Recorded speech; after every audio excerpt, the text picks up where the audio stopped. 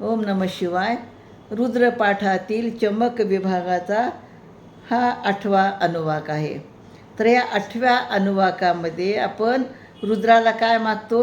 जेव्हा आपल्याला हवन करायचं असतं, यज्ञ करायचं असतं, तो कोणतं साहित्य लागत असतं, ते सगळं साहित्य मला प्राप्त हो, ते मला मिळो, अशा प्रकारची इच्छा आपण रुद्रदेवाकडे करतो.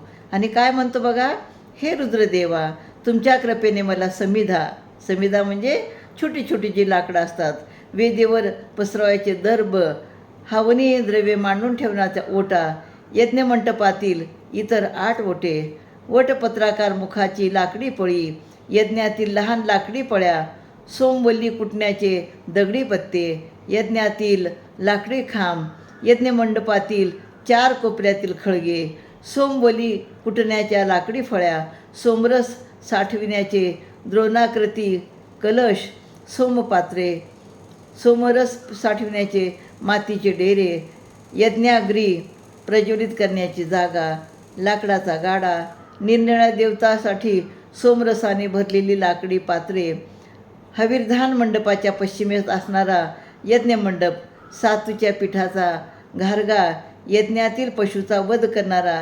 यज्ञप्राप्तीनंतरचे स्नान, ज्या त्या देवतांना हवी पोहोचण्यासाठी होत्याने म्हणावायचे प्रार्थनेचे सर्व सुक्त, हे सर्व मला प्राप्त हो.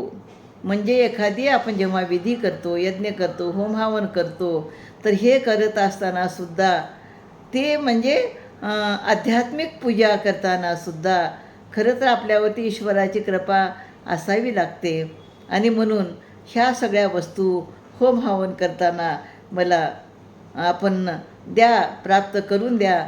आणि म्हणून अशा प्रकारची प्रार्थना आपण कुणाकडे केलेली आहे?